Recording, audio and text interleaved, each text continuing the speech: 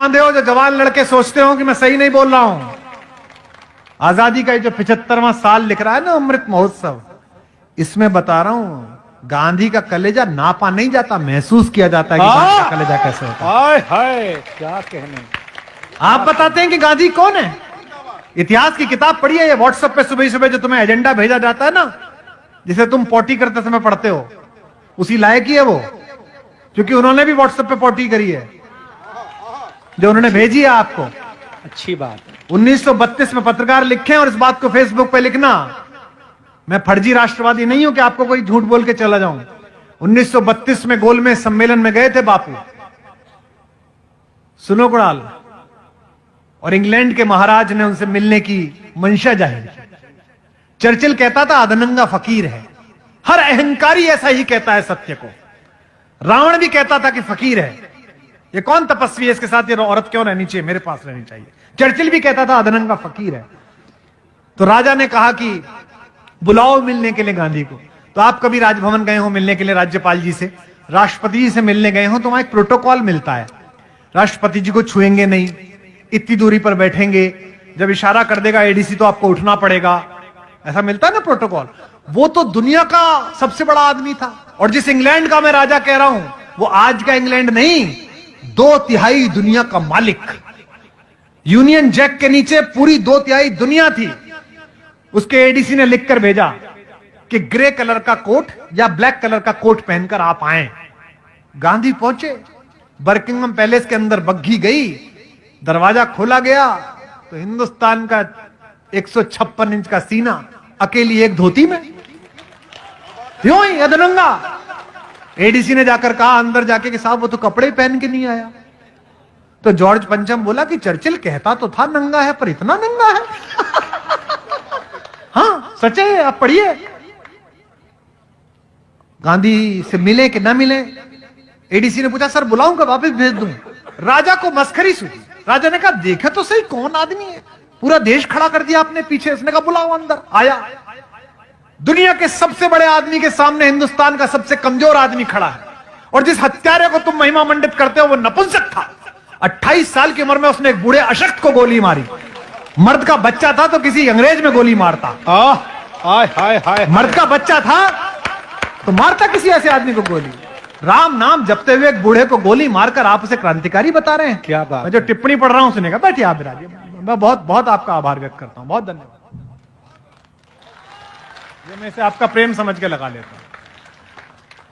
और राजा ने पूछा मुस्कुराते हुए गांधी से, एक धोती में गांधी खड़ा है, ब्लैक एंड व्हाइट में, सोच के देखना वो दृश्य है। आज ये जरा जरा सी बात पर अमेरिका के सामने घिग्गी बांधने वाले, चीन के सामने घुटने टेक देने वाले, जरा जरा सी घुड़की पे बिल में अंदर घुस जाने वाले नेतृत्वों से पूछना चाहता हूं, चाहे इनकी सरकार का हो चाहे उनकी सरकार का हो। 1932 में गांधी खड़ा है इंग्लैंड में राजा के महल में अकेला। राजा ने पूछा well mister Gandhi where are your clothes, तुम्हारे कपड़े कहां गए। बिना कांपे, यूरेनियम से बने हुए, प्लेटिनम से बने हुए, डायमंड से बने हुए सीने वाले हिंदुस्तान के सबसे बड़े फकीर ने कहा, जो सेंटेंस बोला उसे बोलने के लिए कलेजा चाहिए, नापने के लिए नहीं, महसूस करने के लिए। उसने कहा, हिंदी में सुनाता हूं जो अंग्रेजी में कहा, नॉट इवन माइन, तुम्हारे कपड़े कहां गए। उसने कहा मेरे छोड़ो महाराज, मेरे पूरे देश के कपड़े तो चुरा कर आपने पहन लिए। इसके लिए कलेजा चाहिए। आपका चाचा अच्छा हो सकता है, आपके बाप अच्छे हो सकते हैं, पर इससे मेरा बाबा बुरा कैसे हो गया यार। आप अजीब आदमी है भाई। क्या कहने। मेरी बेटी मुझसे पूछ रही थी कल, ओके अच्छा tell me who is the best prime minister till date. उसे लगा कि प्रधानमंत्री जी मेरे मित्र हैं तो मैं प्रधानमंत्री जी बोलूंगा।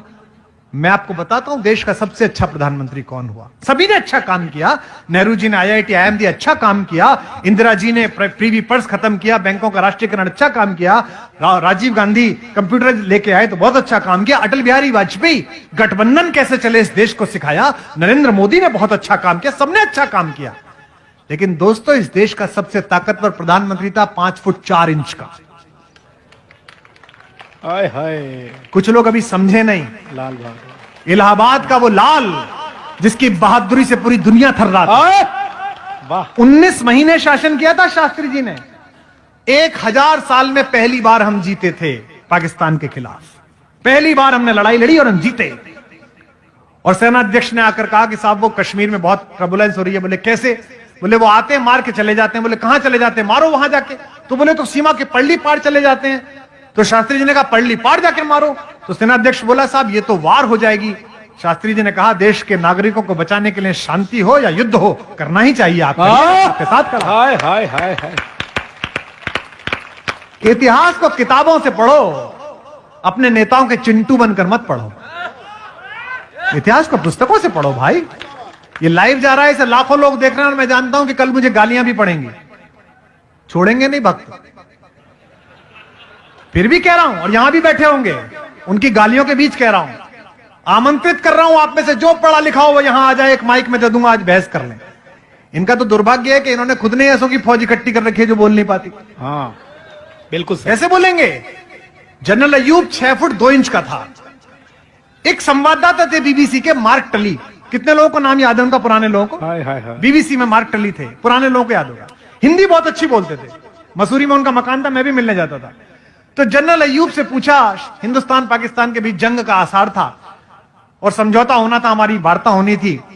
तो जनरल अयूब से मार्क टली ने पूछा कि जनरल अयूब वो इंडिया के साथ आपका बात होगा तो कैसे होगा? वो शास्त्री जी से आपका बात होगा। तो अहंकार में डूबा हुआ पाकिस्तान का खूंखार शासक बोला मैं 5 फुट 2 इंच, वो शास्त्री 5 फुट 4 इंच, वो मुझसे क्या बात करेगा? कितना अहंकार था। भारत आए, साउथ ब्लॉक में प्रधानमंत्री कार्यालय से अपनी सफेद एम्बेसडर कार में शास्त्री जी फाइल लेके चढ़ रहे थे। मार्क टली दौड़ते दौड़ते गए, शास्त्री जी जनरल अयूब कहते हैं कि वो 6 फुट 2 इंच के, आप 5 फुट 4 इंच के, लड़ाई होने वाली है, लड़ाई के बाद आप दोनों क्या बात करेंगे? बोले वो मुझसे क्या बात करेगा? शास्त्री जी ने मुस्कुराते हुए विनम्रता से जो जवाब दिया वो आपकी हथेलियां गर्म कर देगा। शास्त्री जी ने कहा जनरल साहब ठीक कहते हैं, लड़ाई पूरी हो जाने दीजिए, हम दोनों मिलेंगे, जरूर मिलेंगे, लेकिन हश्र ये होगा कि वो नजर झुकाकर बात कर रहे होंगे और मैं नजर उठाकर बात कर रहा हूं। क्या बात है, क्या कहने। ऐसे लोग हमने पैदा किए इस देश के। कहने वाह वाह, क्या संस्मरण है, वाह वाह वाह वाह। पाकिस्तान के 2 टुकड़े करने वाली महियसी श्रीमती इंदिरा गांधी हमने पैदा की। आप उससे भी महान काम करें। ईश्वर करे कि पाक अधिकृत कश्मीर आप भारत को दिला दें। हम आपके सम्मान में भी कविताएं लिखेंगे। हम आज से 20 वर्ष बाद आपके सम्मान में भी ऐसा करेंगे। लेकिन एक बात ध्यान रखना, आखिरी बात कहकर कविता पढ़ता हूं, जो पीढ़ी अपने इतिहास को गाली देती है उसे वर्तमान भी मार्ग नहीं देता और भविष्य भी उसके लिए रास्ता। मेरे दादा ने 18 बीघे की छोटी सी खेती करके गरीबी में वक्त काटा। मेरे पिताजी ने प्रोफेसर बनके उसी गांव में एक पक्का मकान बनाया। मैंने हिंदुस्तान का सबसे महंगा कवि बनकर उसी गांव में एकड़ों में फैला हुआ फार्म हाउस बनाया। आज मैं उस फार्म हाउस में बैठकर अपने दादा को गाली दूं कि उस पर एक कच्चा ही मकान बन पाया तो मैं एक नीच पोता हूं और एक खराब भारतीय। अच्छी बात है, अच्छा बात है, अच्छी। तब कविता पढ़ रहा हूं। स्वागत।